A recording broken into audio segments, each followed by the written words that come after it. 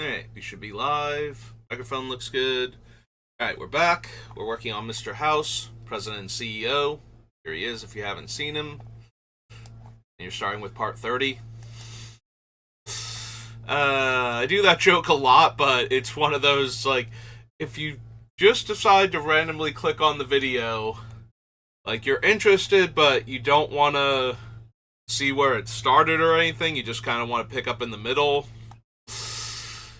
But yeah, we're starting with 87 non-land cards, and we want to get him down to about 60. He is very cheap to cast, and he does make treasures. We might be able to get away with a couple less lands, but I'm not... Like, even if I went less lands, I think I would want the lands replaced with, like, super cheap artifacts that were not already running for him. And as I'm saying this out loud, I'm like, we don't have Mana Crypt on the list. I know we don't have Vault or Monolith, but that's because we cut them already. But we don't have Mana Crypt, which is primarily owing to the fact that he doesn't have any colorless requirements in him, and you know, ramping with colored mana, plus all the treasures that we're making, we don't necessarily need Mana Crypt in the deck, but still. Alright, so we have 87 cards. We need to cut about 27 of them, give or take, and then we can figure out the rest after that. The main reason to cut things, like cut lands for the mana rocks, like the ones that produce more than one mana, is because of our things that we're using to untap our artifacts each turn mean we actually get a lot of extra mana out of them. The two different clocks, Omens and Unwinding, are really doing a lot of the heavy lifting with this deck, so... Especially Clock of Omens, like, that thing is just absurd with what we're trying to do. Alright, so we're keeping Demonic Tutor, Soul Ring, and Swords. Like, those three are basically uncuttable. Enlightened Tutor and Vampiric were a combo deck. I hate cutting tutors. We already cut some of the weaker ones from our deck, so... Like, maybe we can cut one more tutor, but at that point, it's like, do we cut Grim Tutor? Do we cut Lighten Tutor because it only puts it on top and has narrower requirements, even though it gets the things we most care about? Goblin Welder... Goblin Welder's real good in that it gets back our dead artifacts, and we have so many, like, disposable artifacts for this thing to throw away in order to get back our important ones. Like, that's no problem at all. It might as well just say tap, bring our best artifact from our graveyard back into play for all of its function. Phyrexian Arena can go. All of our other card draw can be triggered. Like, it's once per turn, but it's once per turn, not once per turn cycle, which is where Phyrexian Arena comes up short. And I am very much hurting for things I'm comfortable with cutting, so maybe it is Phyrexian Arena. Phyrexian Arena was on our short list last time. We have the Dockside Chef to just draw a bunch of cards. We have Benny and Lochiel, which let us draw a card literally every turn that we can have an artifact or a token, respectively, enter the battlefield under our control, which should be basically every turn with what we have to work with. So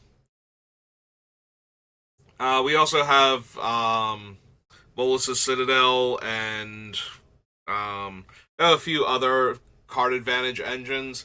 If we keep him in the deck, we do have Razaketh, who is incredibly strong in this deck. We do make a lot of random artifact creature tokens, so Razaketh has plenty of food to devour to just tutor up the rest of our deck as needed. So it shouldn't be that hard. It's not like we don't generate tons of mana, so casting Razaketh is not impossible. The biggest reason to cut him is that we'll be sacrificing a lot of the things we would want to have in play for the card we're tutoring before we sacrifice them, basically. Like, if we go get Disciple of the Vault, for example, or one of the similarly worded cards, if we had to sacrifice like 4 or 5 artifacts in order to play Razaketh and tutor with him, then we're losing out on a lot of the value we would have gotten out of Disciple. But at the same time, it's like, we're not cutting tutors, so Razaketh is just another way to get the cards we didn't have in the first place. So if they weren't in our hand to begin with for the setup, then they weren't going to be in hand anyway. Like, it's not like we're keeping Razaketh and cutting Grim Tutor or something at that point. So maybe Razaketh before any of the other tutors because of that. Just because he's 8 mana.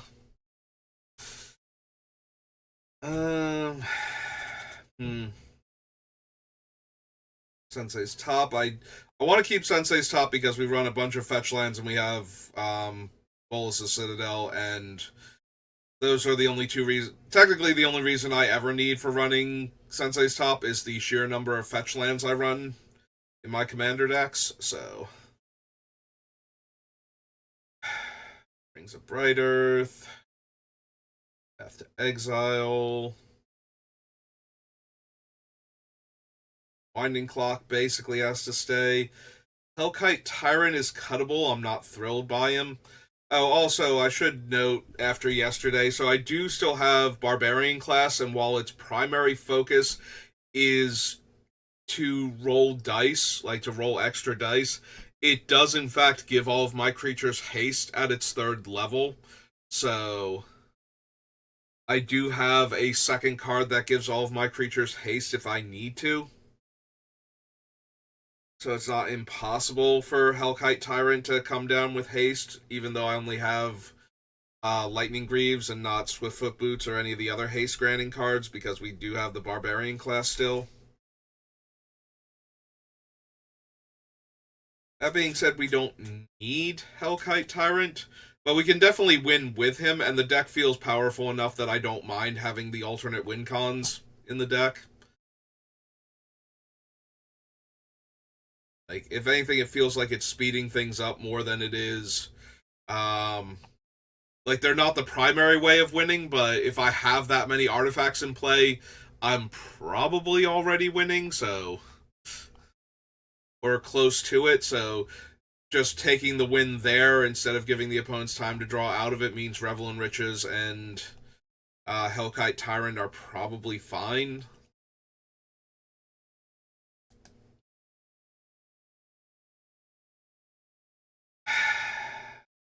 If I was thinking about cutting a tutor, then Razaketh should be the tutor that I cut. All of the other tutors are cheaper. The upside to Razaketh is that we might be able to tutor 2 or 3 times in the turn that we cast him, and actually be able to play the spells that we're getting also.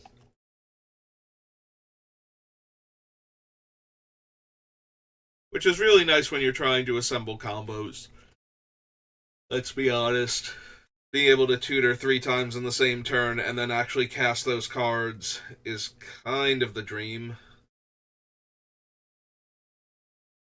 I don't think it's going to happen very often, and very much like just outright winning the game with Hellkite Tyrant or Revel in Riches, it's more about ending the game before the opponents find a way out of the thing that I've done than it is, the difference between winning and losing, basically. Because if we're tutoring for 3 cards and casting them all in the same turn, then that means we're basically not being interacted with in any meaningful way. Like, all of our things are just sitting on the table. So, at that point, it's just, okay, now I'm going to finally play Razaketh and go tutor up the win cons and actually win the game. More so than it is we're really far behind and we're going to play Razaketh and tutor up a bunch of stuff and save ourselves. That's not very likely. Yeah. Sorry, Razaketh. Razaketh is probably one of the most powerful cards in Commander that I just cannot find a spot for where it's like, I could run him, but I could also run these other things, and he's an 8-drop, so no.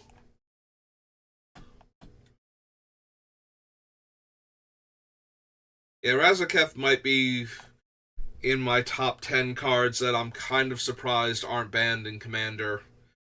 Because normally when Razaketh resolves, he does actually win the game. Like, he is an 8 mana, I win the game card when you cast him, normally.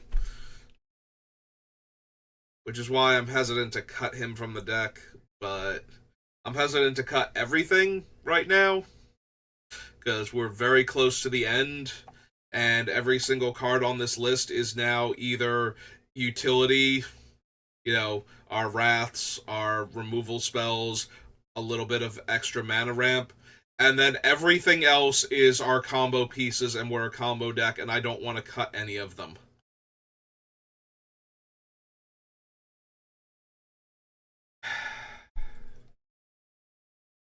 Like, if we cut...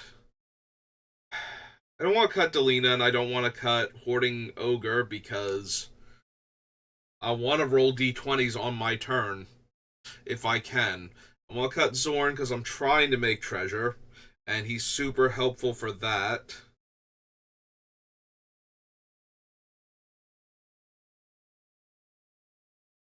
Brave Oblivion is a removal spell. Brilliant Restoration lets us get back all of our dead stuff. Dockside Chef lets us draw tons of cards. Farewell's removal. Glittering Stockpile is mana ramp, and it's a treasure. And I do not want to cut that. Norn doubles up our comes into play triggers, which are super relevant in this deck, and cuts off our opponents. Mondrak doubles our tokens, which is another... And it is tokens, too. Mondrak and Anointed Procession are doubling all of our tokens. That's why we wound up cutting the Ozhurtok, because it's only copying our creature tokens, and that's not good enough. Lotho makes treasure. Mirkwood Bats punishes our opponents for tokens entering and being sacrificed. Beseech is a tutor that we can easily bargain for, and will get us two of our main combo pieces directly into play, as well as some of our other combo pieces too. The fact that it gets Clock of Omens and Parkland Ironworks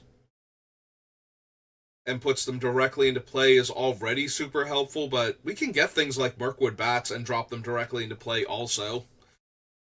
The fact that the tutor makes the card free, and that a lot of the things we're tutoring for would be free under these circumstances, is just way too good. Roaming Throne helps us combo off. Crime Novelist helps us combo off. Delnay.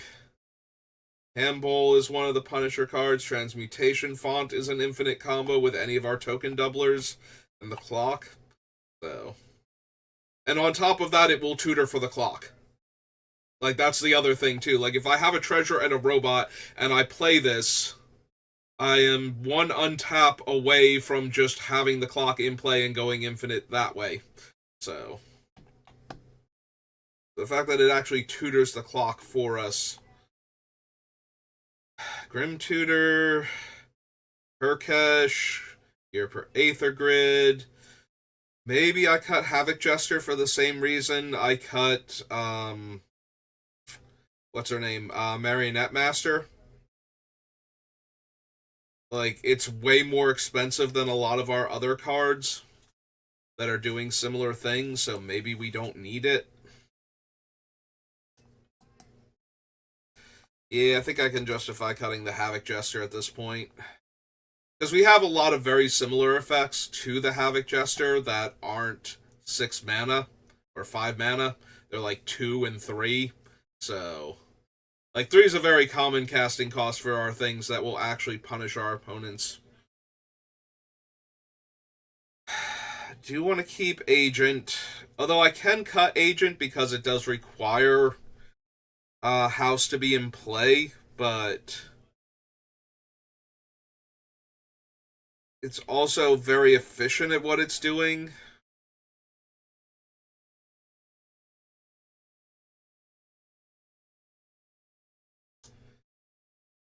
I want to keep the Artillerist, Hopper Dragon, Will, Puzzle Box. 1 second.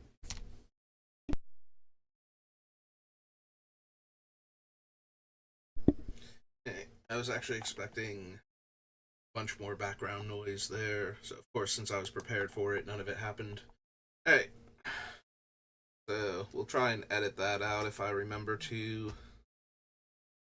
But we got those 3 cards, and there's nothing else on the list that I want to cut. Like, we made it all the way down. Like, I did scroll down the rest of the way through all the stuff, but cut him from the card draw effects, and now we've cut Rena also.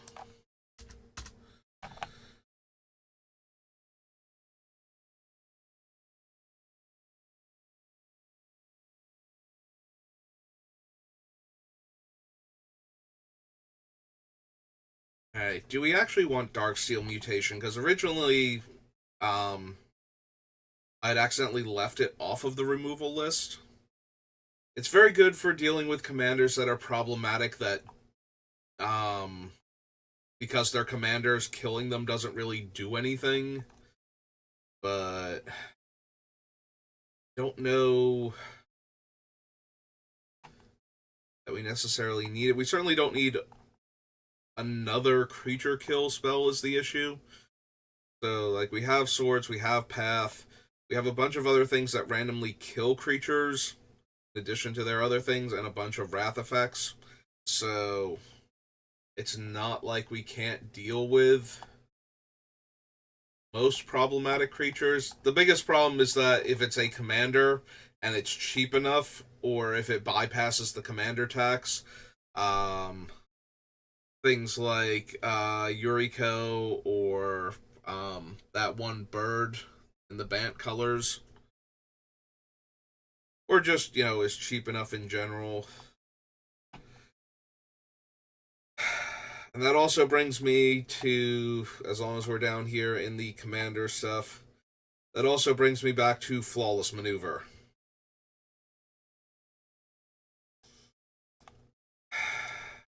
Cutting Flawless Maneuver feels so bad, but at the same time, our creatures are not as important as our artifact tokens are, so it does matter if our creatures die. I don't want our creatures to randomly die, but we need to be able to protect all of the artifacts and enchantments that we're building up, which Teferi's Protection and Clever Concealment both do, and unfortunately, Flawless Maneuver doesn't.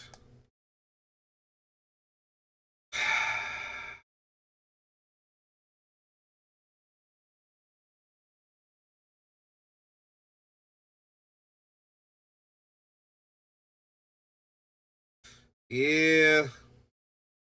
Yeah, we're getting to the part where every cut hurts, and Flawless Maneuver, at least I have a good reason to cut. Even if it's not the best thing.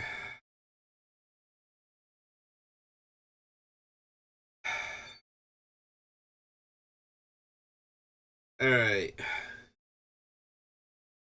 Other things on the list that are closer than I gave them credit for before. Are we cutting Ruthless Technomancer? We do have a lot of cheap creatures, like low power, high impact creatures, that this thing can get back. So it's a recurring way to get our creatures back. Or a reusable, not recurring. It's a reusable way to recur our creatures, so that is super helpful if we were to lose specific ones. But at the same time, most of our creatures are interchangeable. that are that cheap. Like, they're all trying to do either damage to our opponents based on our artifacts coming into play or our artifacts leaving play. Like, all of them are for that primarily. We have a few creatures. Like, we have a couple card draw creatures in Benny and Lochiel. Um,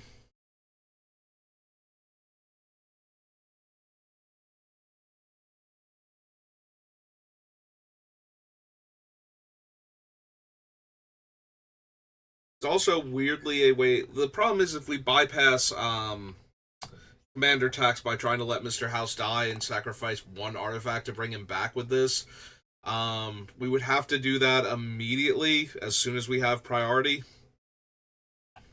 Um, then again, it's a 2-4. There's not a whole lot of split second cards that would kill Technomancer or take away his abilities.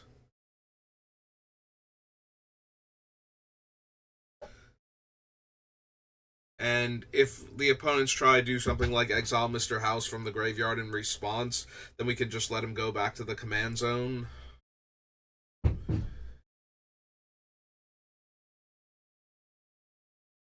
Like, keeping Mr. House is the one of the better things about Ruthless Technomancer, like bypassing the commander tax on him by just sacrificing a single artifact and paying 3 mana to get him back.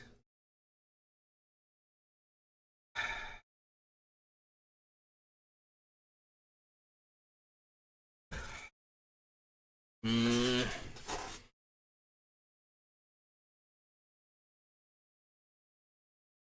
Do we actually need him, though? Do we actually need Ruthless Technomancer?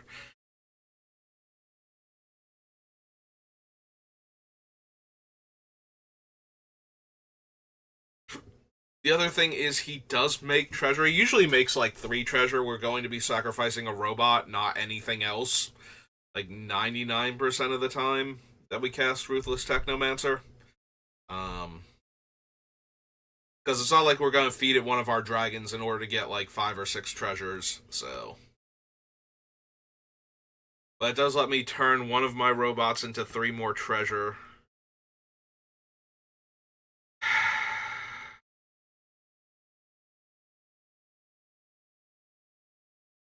Uh, the fact that I'm hemming and hawing this much over cutting him when I need so many more cuts and I don't have them makes me think that yes, I should just ditch Ruthless Technomancer at this point.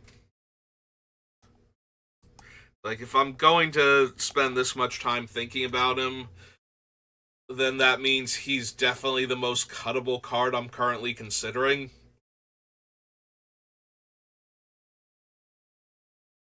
And I'm trying to come up with reasons not to cut him, but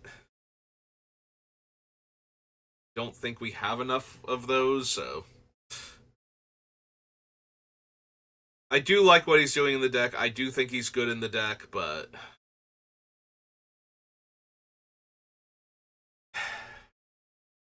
we're dangerously close to having to cut something like Complaints Clerk. So the biggest reason to cut Complaints Clerk is that it's doing 2 things for us that are both really good, and that's why it's been on the list, and everything else similar to it has gotten cut. It opens an attraction, which causes us to roll an additional d6 each turn. So there's that. But also, every time I roll a 1, I get a robot creature token. So I'm getting another artifact creature token for rolling a 1, which dramatically reduces the number of bad rolls I have on like 6-sided dice and just takes away another bad roll on the d20. Like, the d20 was already 6 through 20 were good, just to get the things that I most wanted, and 5 and 4 were still all right. So if we add 1 in there, now it's literally 2 and 3 are the only failures. Similarly, the luck bobblehead. So on even rolls, it makes a treasure. rather than um, caring about like a specific number range. So that means that 2 gives us a treasure, 4 gives us a robot and a treasure, 6 gives us a robot and 2 treasures, and now 1 still gives us the clown robot. So I really want to keep Complaints Clerk. If we don't have any of the dice re-rolling effects that force us to take the highest number anyway, because if you roll a 2 and a 1, most of the times I would rather have the 1 if I have the Complaints Clerk out, so that's kind of bad, but it's still giving me the clown robot when I have, like, if I roll 2 1s while I have Will or Barbarian class out, like, I've double critical failured, but we do at least still get the robot out of it, which might be good enough a lot of the time.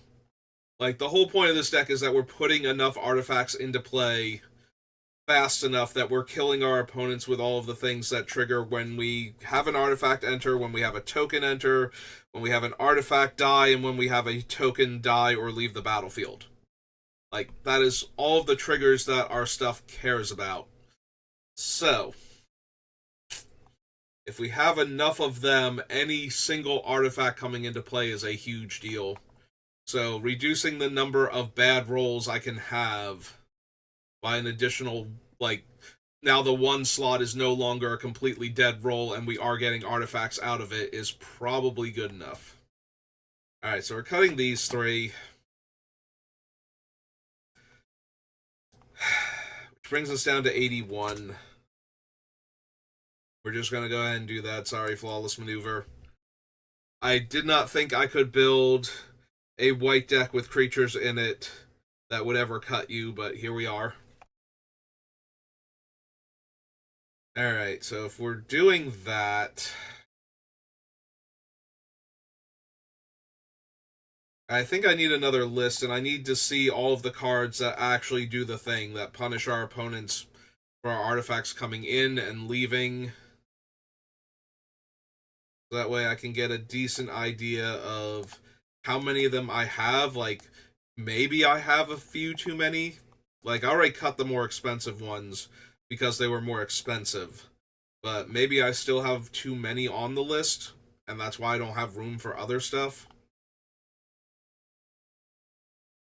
If we can just gather all of them together and see what they look like as a cluster. Like, maybe I can afford to cut 1 or 2 of them that that only deal like 1 damage to any target versus dealing 1 damage to each opponent. I don't know. I have to see all of them together to know what it actually looks like. I like Magda because she tutors for dragons, and the dragons that we can tutor for are all really good. But maybe also she can tutor for artifacts too. Like, I can sack. Yeah, no, I can't cut Magda. Sack 5 treasures, get Clock of Omens or Krark-Clan Ironworks is just way too good. Similar to Razaketh, I'm sad that I'm losing them all from play and then tutoring up things where I wish I still had them. But at the same time, I didn't have them in hand at the time, so.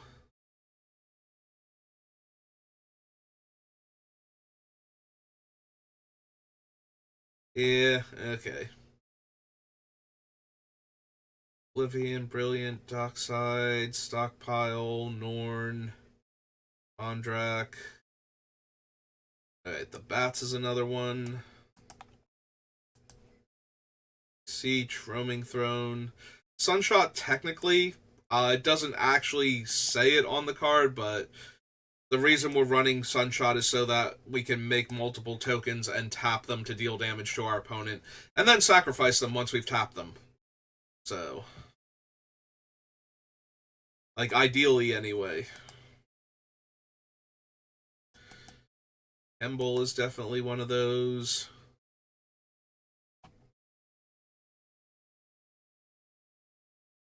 Here for Aether Grid. 7 now. Here's Nightblade. We have the Iron Throne. Artillerist. Up to 10.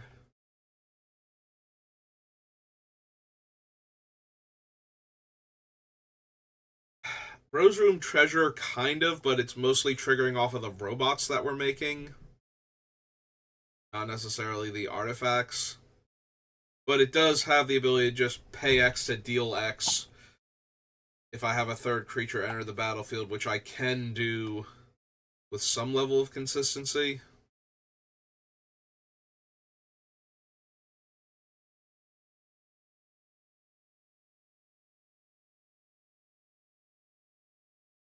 Alright, so we're exactly 10. I believe.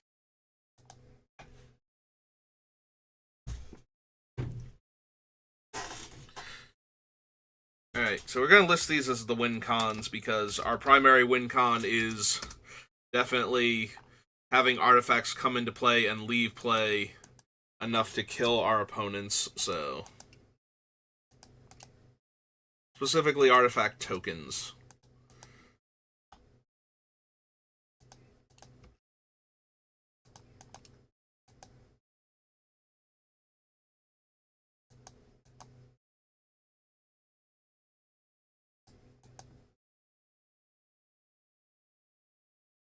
Nothing below Reckless Fireweaver if we take it off the list. Ah, there's Disciple of the Vault. I was like, I feel like there was one more, but... There we go. So 1, 2, 3, 4, 5, 6, 7, 8, 9, 10. I have exactly 10. Okay. So... Disciple is dies. Mayhem Devil is dies. Nightblade is dies. Agent of the Iron Throne is dies. Wasn't there one more in the, like, besides Ingenious Artillerist, wasn't there a goblin that could sack 2 artifacts to, like, Impulse Draw, but it also... Hedron Detonator, yeah, we accidentally skipped over that one. Okay. So there are 11.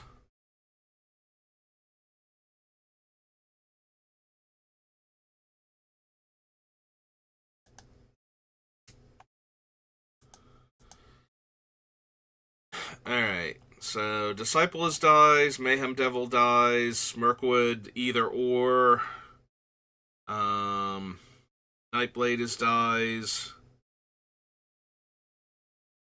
Alright, so we have 4 that care about dying, although one of them is a catch-all. Entering the battlefield, we have Fireweaver, Bats again, Campbell, Artillerist, and Detonator. And then for being in play, we have Sunshot Militia and Ghirapur Aether Grid.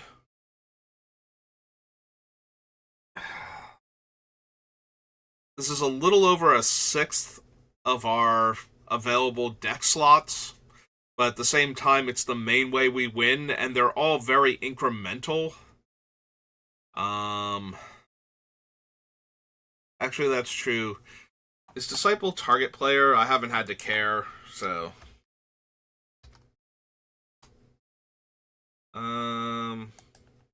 You may have each opponent or target opponent? Target opponent. Okay.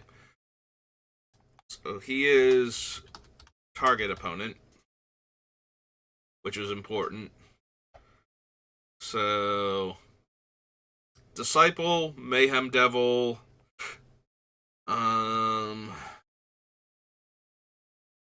Ghirapur Aether Grid...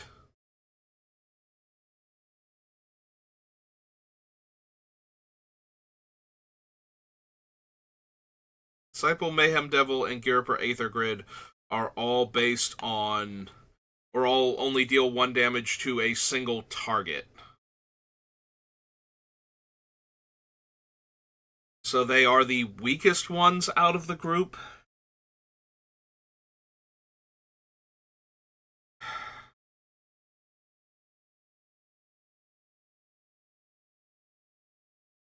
So the Disciple is the cheapest.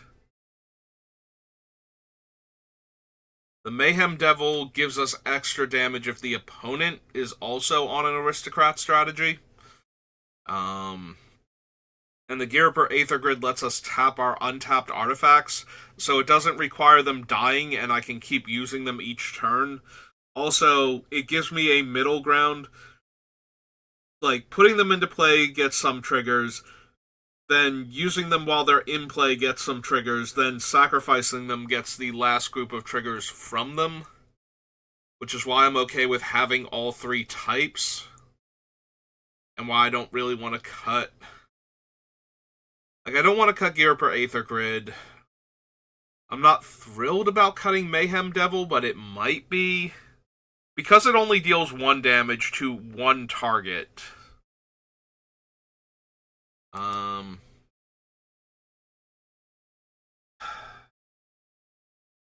Deals 1 damage to 1 target.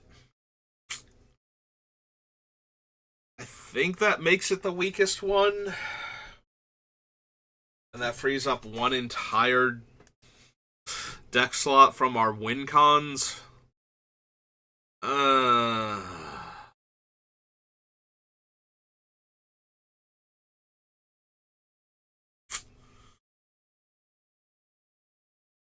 Like, I'm not thrilled about cutting it, but literally everything else is clearing out all of our opponents at the same rate, except for Disciple and Aether Grid, and though, like... Alright, so the Aether Grid is giving us a way to use them while they're in play. It could be Disciple. The problem is both Disciple and Mayhem Devil are both triggering off of the artifact dying, which not enough of my other stuff is doing that, so... I'm not thrilled by losing either of them, honestly.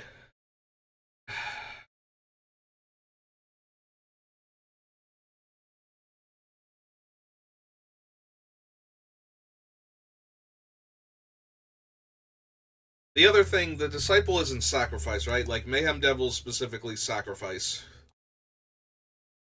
And I will be sacrificing things normally to get them off of the battlefield, but it does help if Disciple of the Vault is out when somebody, like, you know, Shatterstorms or whatever and kills all of my artifacts. It might be helpful if they were losing life from that, whereas the Mayhem Devil requires it to be sacrificed.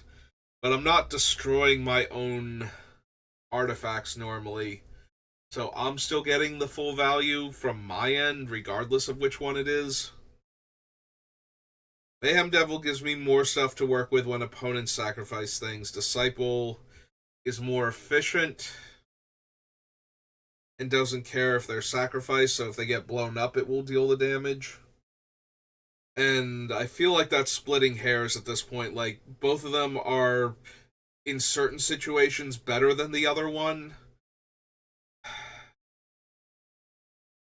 I feel like Disciple, like, I wanted to cut Mayhem Devil at first, but the fact that the opponents are going to take damage if they sacrifice things for any reason makes me think I want Disciple of the Vault.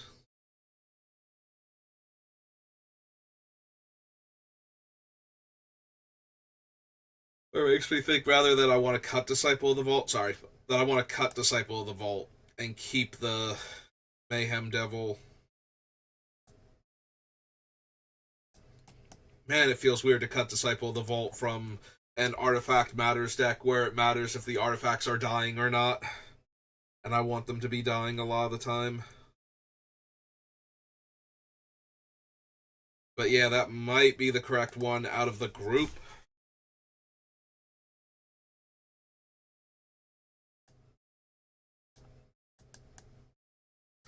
This is definitely an I can part with one of my Doomsday devices and still be feared throughout the galaxy cut, though.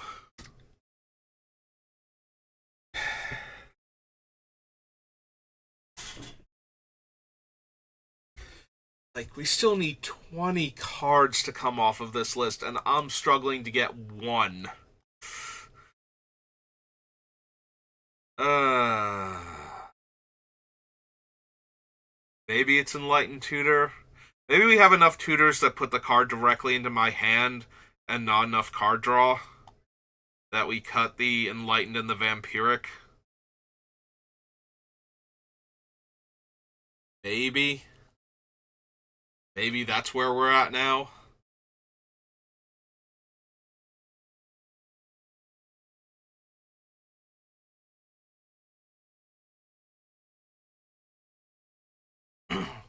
I was thinking I kind of wanted, like, I've been wanting to get Crucible of Worlds into this list, to buy back things like the Treasure Vault.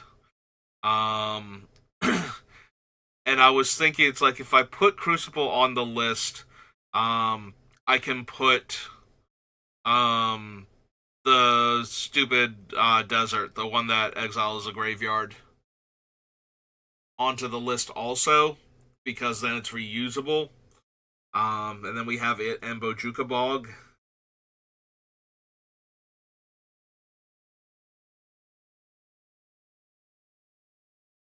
Hmm.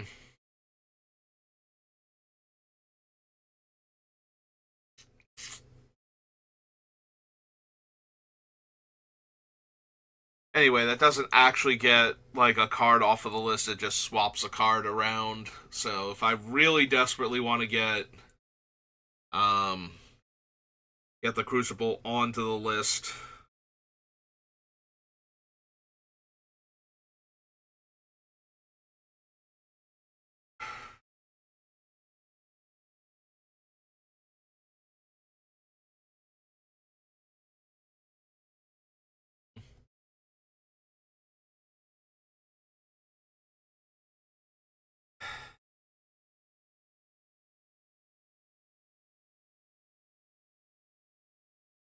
Rings of Bright Earth can copy Mr. House.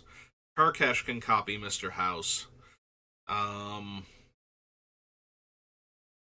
Delne doubles up triggers. Um Roaming Throne doubles up triggers.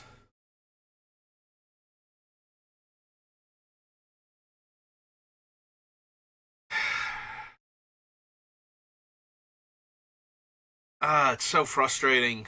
Like, I don't want to cut any of these. I'm actually looking at the Unwinding Clock right now because Clock of Omens is just so much stronger, but Unwinding Clock gives us a lot of setup and a lot of value over time when we don't just have the combo win, but maybe that's not good enough.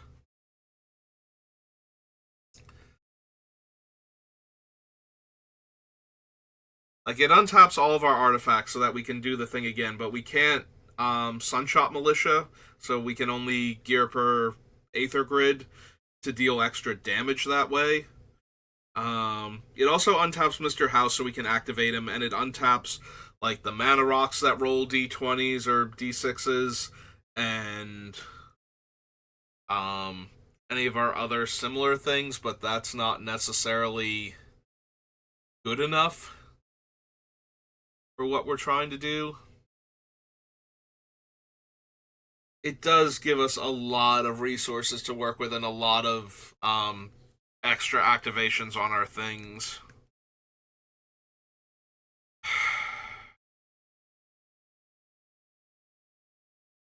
I really like stealing our opponent's artifacts with Hellkite Tyrant, but that might not be good enough. Like, Hellkite Tyrant might actually just be one of the things I cut because I'm running out of things to cut, not because he's not good in the deck. Like I said, I don't mind winning with 20 artifacts in play, but we don't need to win that way, so this might be cutting Hellkite Tyrant and Revel in Riches then, because I don't need them to win. Also, I don't kill a ton of our opponent's creatures anymore, so Revel in Riches is weaker than it was. Like, they're both fine additional ways to win the game that make our opponents have to do something about them. But if their thing that they're doing about it is suddenly killing all of our artifacts when we could just win the game with having those artifacts survive a turn cycle anyway, that's gonna be rough. We just need to find one of the payoffs for our artifacts dying or being in play, and we can win.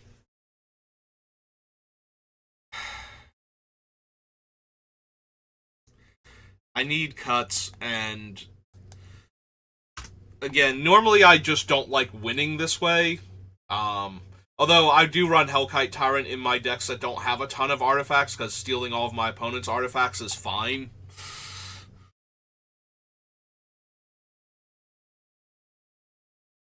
But yeah, maybe we can just cut both of them off the list then. Yeah, I'm struggling way too much to find cuts. If there's anything I feel comfortable getting rid of, I think we just take advantage of that and cut them off the list. Alright, let's pop back down to Ravnica, because that's where I was at when that idea crossed my brain, so... Yeah, back to Return to Ravnica. Other End, Anguished Unmaking, Reckless Fireweaver, Anointed Procession, Smothering Tithe, Bolas' Citadel, Mayhem Devil still on the list, Iliad's Intervention, Ruinous Ultimatum, Span Dragon, Magda. You want the Barbarian class, really want Delina, really want Hoarding Ogre. I've cut so many things that roll d20s from the list that it feels awful to cut, like, the Hoarding Ogre. Like, it's making treasure and it's rolling a d20. It's, like, the best of both worlds. I feel like Reckless Ogre, Hoarding Ogre is going to be, like, one of the last cuts I make. Just because I don't have anything else I can cut. And I need just a tiny bit more room. I don't think this deck is cutting Norn. Like, she's not super on topic, but we do have enough. Hey, I put a thing into play, you're going to take damage now. I don't know that she works with, Mirkwood Bats, honestly. Because they trigger when I create an artifact, or when I create a token, not necessarily when it comes into play, and I don't know if that's close enough to the same thing that it is the same thing as far as Norn is concerned. Like, I don't know if she triggers there. Don't want to cut Lotho either. Treasure tokens are probably the most important ones to make, because spending 4 mana of treasure tokens, or treasure mana, on Mr. House adds 4 more dice that I'm rolling, which gives me 5 dice at that point. Then we factor in the rerolls and the copying his abilities and copying his triggers when his ability succeeds at making the robot and the treasure. Means that we can keep going more. If we can just get everything together. So, I don't want to cut something that's really good at making treasure.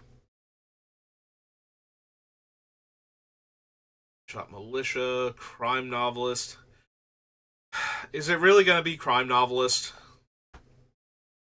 I feel bad cutting her. She gives me extra mana to work with, which can be super relevant a lot of the time.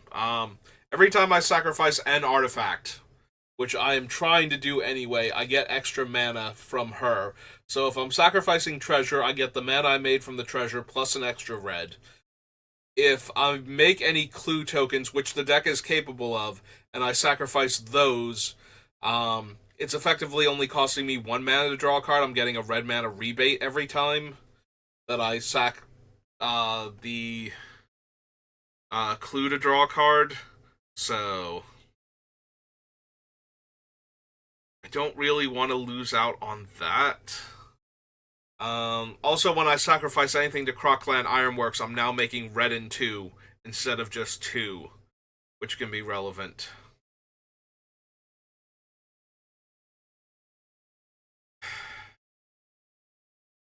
All of that said, I really need cuts. if she were worded in such a way that it somehow the artifact like it gave the artifacts the ability when you if her wording was artifacts you control have when you sacrifice this card or you sacrifice this permanent, add a red to your mana pool and put a +1/+1 counter on um, a creature you control named Crime Novelist.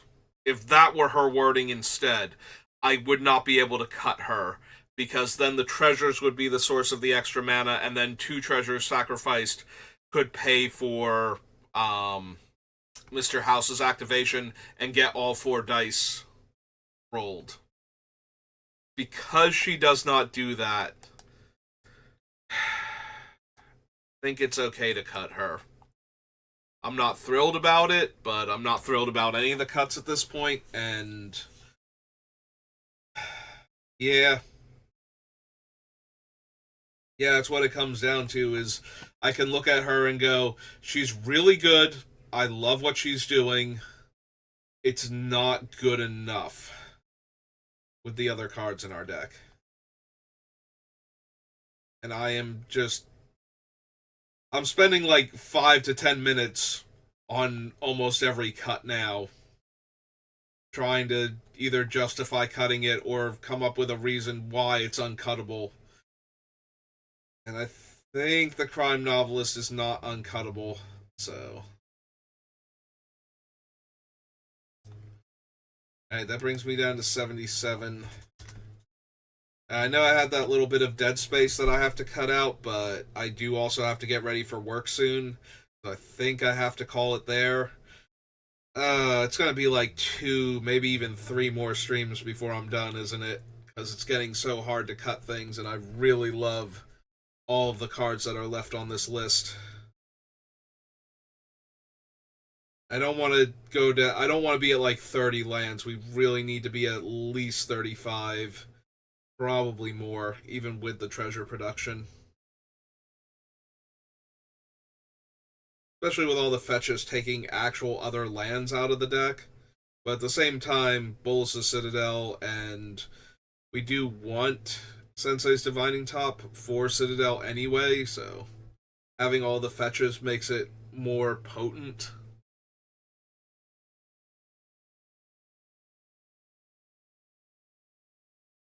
Alright, so yeah, we're gonna have to call it there. I don't want it to take this many more streams, but this has been just pulling teeth to get the last few cards off of the list. But thank you for watching, and I will see you next time. Have a good rest of your day.